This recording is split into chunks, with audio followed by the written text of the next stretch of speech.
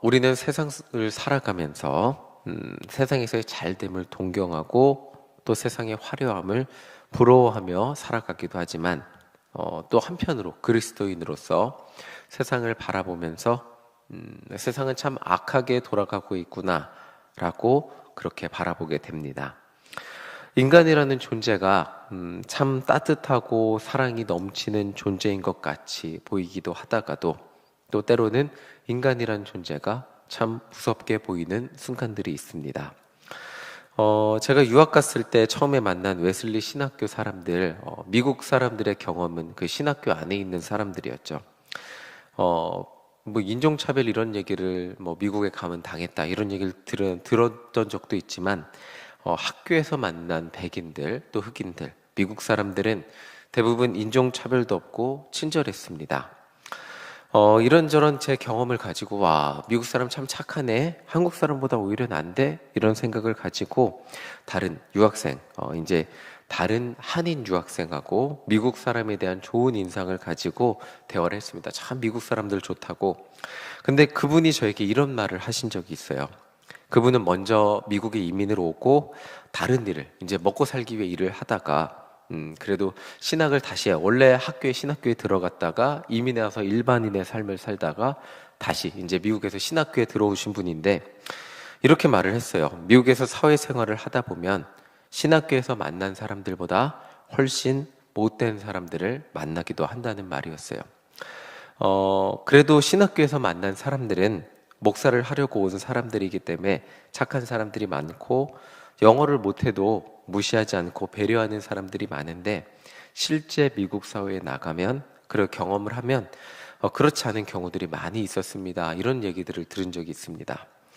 그리고 저도 미국에서 아이스크림집 일을 했잖아요.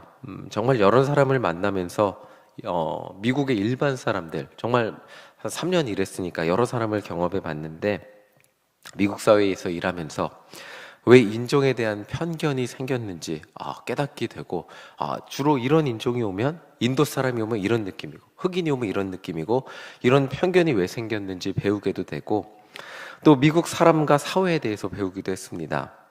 그분 말대로 미국 그냥 일반 세상에서 만난 미국 사람들은 학교와는 다른 경우들이 있었습니다. 물론 좋은 사람들이 더 많았어요. 그런데 몇 가지 예를 들어드리면 대마초를 하는 미국 청소년, 고등학생을 만나기도 했고 또 어떤 한 할아버지가 저 혼자 가게에 있는데 들어와서 쉬지 않고 1시간 내내 인종차별적인 발언을 하면서 그렇게 욕을 하는 경우도 만나보기도 하고 제일 무서웠던 경우는 흑인 강민혜보다 더 컸어요. 제 기억으로 제가 그때 정확히 기억은 안 나지만 2m가 되는 그런 그 정도 최소 190 되는 그 정도 큰 등치 큰 흑인 3명이 저를 둘러싸서 밖에서는 보이지가 않는 것 같이 저 혼자 가게에 있을 때 밖에서 안 보이게 저를 둘러싸고 100불짜리 위조 지폐를 주는 거예요.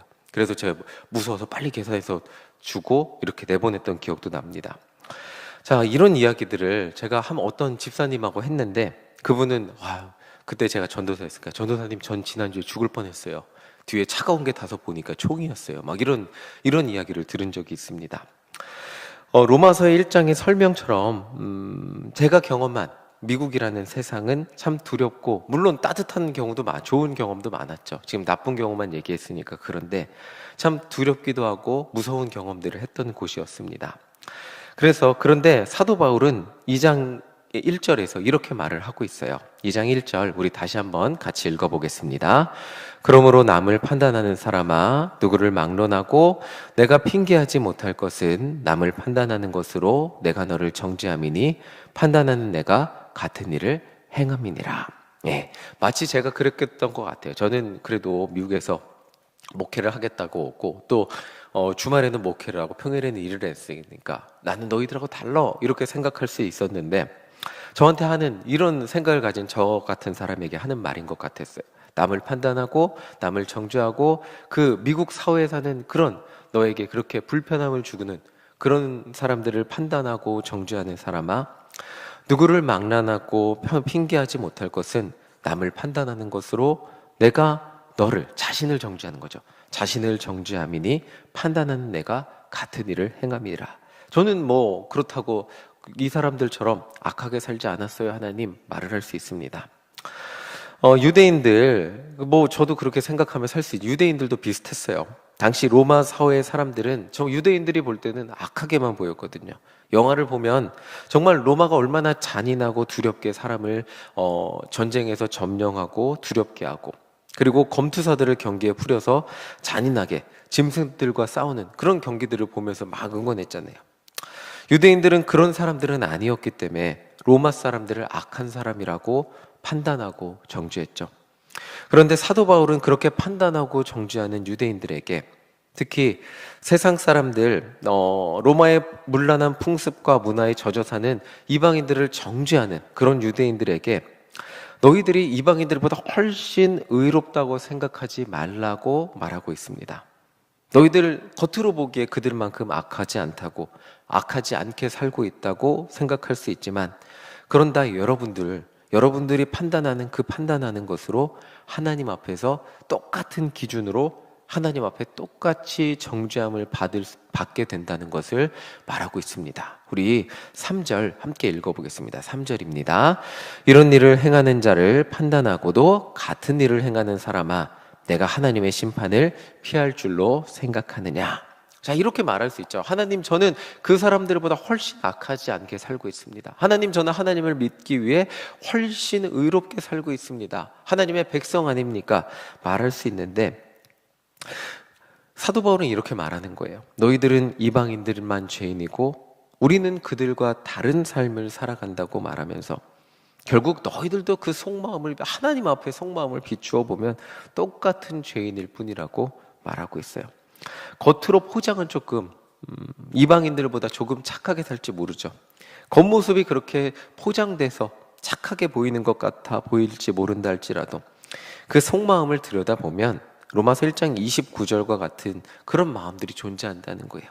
이방인들 못지않은 불의가 존재하고요, 추악함이 존재하고 탐욕이 존재하고 악의가 가득한 그것들을 그냥 하나님의 백성이라고 그냥 포장해서 살고 있기 때문에, 그냥 그렇게 드러나지 않게 살고 있기 때문에 조금 이방인들보다는 조금 덜 나쁘게 사는 것 같지만, 결국 사람의 중심을 판단하시는 하나님이 볼 때는 결국 그들도 똑같은 더러운 마음을 품은 이방인이나 유대인이나 그 속마음을 보면 더럽기 그지없는 마음일 뿐이라는 거예요.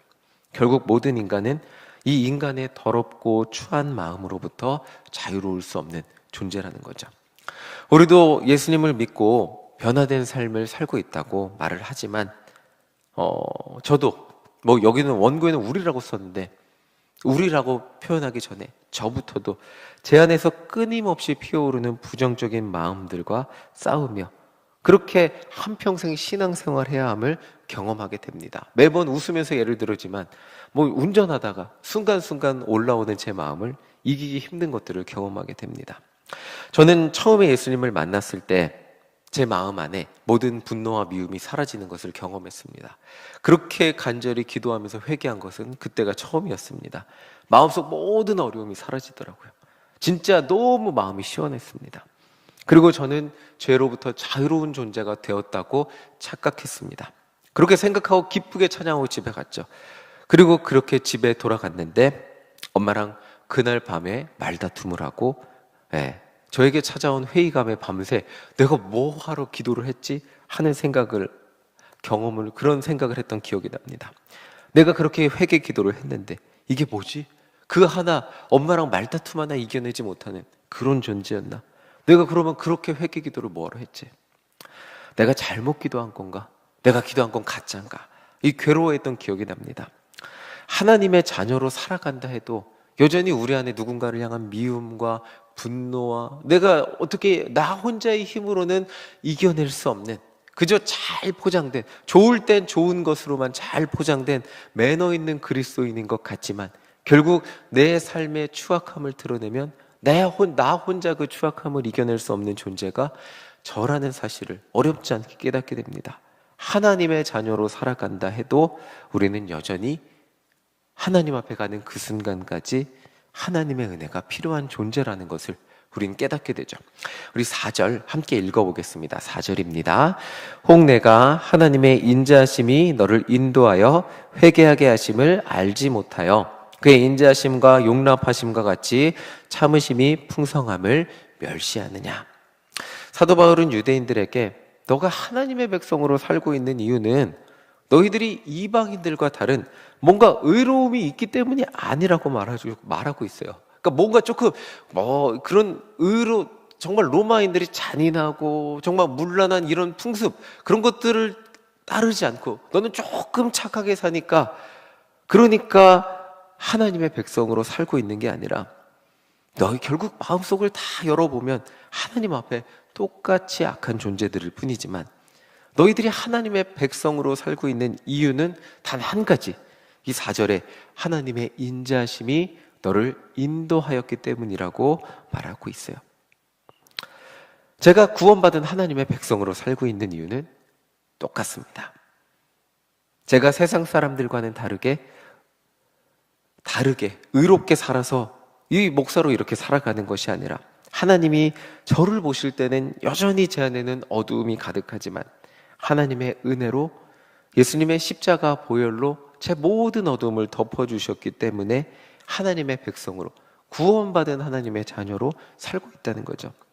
사실 이 은혜를 깨닫고 살아가는 것이 하나님의 백성, 구원받은 그리스도인이라는 것인데 지금 4절을 보면 너를 인도하여 회개하게 하심을 알지 못하여 그렇게 구원받은 것이 하나님의 은혜인데 그것들을 깨닫지 못하고 하나님의 인자하심과 풍성하심을 멸시하며 살아가고 있는 존재가 유대인이라는 거예요.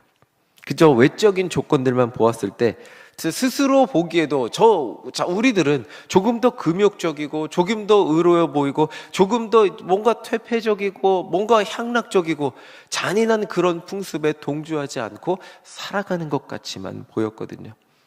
겉으로 볼 때 유대인들이 스스로 보기에도 이방인들보다 의로워 보였거든요.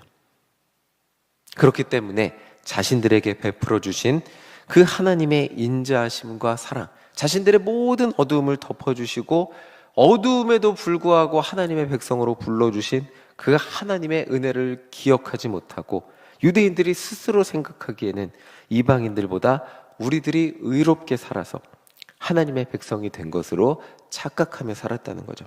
그렇게 이방인들, 그렇게 유대인들, 그렇게 좀 의롭다고 생각했던 유대인들의 결론은 이방인들을 정죄하는 것이었습니다.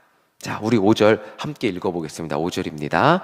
다만 내 고집과 회개하지 아니하는 마음을 따라 진노의 날 곧 하나님의 의로우신 심판이 나타나는 그날에 임할 진노를 내게 쌓는도다. 결국 내 노력과 내 뭔가 그것들을 의지하며 사는 사람들은 결국 마지막 하나님의 진노의 날 똑같은 기준을 가지고 심판을 받게 될 것을 말하고 있어요. 회개는 내가 죄인임을 깨닫고 하나님의 도우심을 구하는 것부터 시작이 되죠. 내가 죄인임을 깨닫지 못하면 회개도 없고 하나님의 도우심을 구하는 것도 없고 결론적으로 하나님의 은혜는 필요 없는 삶을 살게 됩니다. 내 힘으로 의롭게 살 수 있는데 굳이 하나님 내가 의롭게 살게 해주세요 라고 기도할 필요가 없죠. 유대인들은 자신들이 의롭게 살고 있다고 생각을 했어요.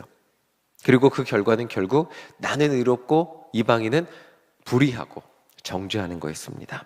그런데 하나님이 보시기에는 여전히 이방인이나 유대인이나 이방인이나 유대인이나 똑같이 유대인이 조금 겉모습이 잘 포장되어 있다 할지라도 하나님 앞에서는 똑같이 죄인이었을 뿐이라는 것입니다.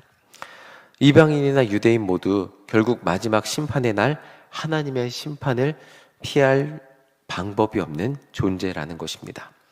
결국 인간이라는 모든 존재는 하나님의 심판을 피할 수 없죠. 그 이유는 하나님 앞에서는 모두 죄인일 뿐이기 때문이에요. 그렇기 때문에 진짜 하나님의 백성은 하나님 앞에서 내 의로움을 주장하고 내 의로움을 자랑하는 사람이 아니라 예수님의 십자가 앞에서 내 죄를 덮어주신 하나님의 은혜에 감사하는 고백을 하는 사람들이 진짜 하나님의 백성이라는 거죠. 이 시간 하나님 앞에 이 새벽 시간에 나오면서 이렇게 기도할 수도 있을 거예요. 하나님, 제가 더 자고 싶은 것도 포기하고 주님 앞에 나와서 기도합니다. 제가 남들보다 더 소중한 시간을 드렸으니 남들보다 더 큰 복을 주세요 라고 기도할 수 있겠죠. 이거는 결국 나의 의지와 나의 행함을 하나님 앞에 자랑하는 것이 될 수 있습니다. 그런데 정말 하나 더 성숙한 그리스도인이라면 하나님 오늘도 이 새벽 시간 저를 깨워주시고 하나님 앞에 나오게 하심에 감사합니다. 정말 하나님의 은혜가 아니었다면 저도 잠들 수밖에 없었지만 이 새벽 시간 하나님 저를 불러주셔서 기도하게 하시니 그 하나님의 은혜를 기억하며 감사하는 시간이 되게 하여 주시옵소서 라고 고백하면 조금 더 성숙한 그리스도인의 고백이 될 수 있겠죠. 만약 제가 목사로 살지 않았다면 어땠을까 설교 원고를 마치며 생각을 해봤습니다. 제 나이 또래 친구들과 같은 모습으로 세상에 취해 살지 않았을까 생각을 해보게 됩니다. 제가 달리기를 좋아하기 때문에 아마 주일날 모든 달리기 대회 나가지 않았을까. 예배 잘 안 드리고 등한시하고 거기에 그냥 정신 차리지 못하고 아침에 달리기하고 오후 예배 드리고 그냥 그렇게 살지 않았을까. 그 생각도 해보게 됩니다. 그렇기 때문에 저는 그런 존재이기 때문에 하나님 앞 모태신앙이지만 하나님 앞에 제 취미와 제가 살아가고 제가 하고 싶은 것과 제 신앙의 밸런스도 못 맞출 수 있는 존재이기 때문에 하나님은 저를 강하게 붙드셔서 목사의 삶을 살게 하셨기 때문에 이 정도라도 하나님을 믿고 기도하고 전도하며 살게 만드시지 않았나 생각해보게 되고 감사하게 되었습니다. 로마서의 주제처럼 오늘도 나를 의롭게 살게 하시는 이는 내 행함이 아니고 내 노력이 아니고 오직 하나님의 은혜임을 기억하는 우리 모두가 되시기를 간절히 소망합니다. 내가 의로운 존재가 될 수 있는 이유는 예수님의 십자가 사랑 때문임을 기억하며 오늘 하루도 이 새벽 시간 내가 기도할 때 하나님 정말 하나님의 은혜에 감사합니다. 나에게 베풀어 주신 은혜만큼 세상 가운데 나가 하나님의 은혜로 세상을 바라보게 하시고 하나님의 사랑으로 세상을 바라보게 하시며 하나님의 사랑을 전하는 존재로 살아가게 하여 주시옵소서. 내 행위와 내 노력으로 정말 하나님을 믿는다고 생각하면 나보다 못한 사람들, 나만큼 노력하지 않는 사람들에 대해서 정죄하고 판단할 수밖에 없는 것이 인간의 너무나 민낯일 수밖에 없습니다. 그런데 나도 그런 존재임을 깨닫고 나도 누군가를 판단하고 정죄할 수밖에 없는 뭔가 죄의식에 사로잡혀 살아갈 수밖에 없는 존재인데 이런 나를 덮어주시고 구원해주시고 너도 구원받은 하나님의 백성이다. 너도 하나님의 사랑이 정말 사랑받기에 충분한 존재이다라는 것을 오늘 우리에게 알려주신다면 그 사랑이 나에게 충분히 임한다면 세상 사람들을 바라볼 때 정죄와 판단의 시선이 아닌 나 같은 사람도 구원받았는데 저 사람도 하나님의 사랑을 받기에 충분한 사람이라는 것을 우리는 그 시선으로 세상을 바라보며 전도 대상자를 바라보며 하나님의 말씀을 전하는 삶을 살아가게 될 줄 믿습니다. 예수님의 그 십자가 사랑이 오늘 기도하는 우리에게 충만히 임하고 그 사랑으로 세상 가운데 나가 예수님의 사랑을 전하는 우리 모두가 되시기를 간절히 소망합니다. 아멘.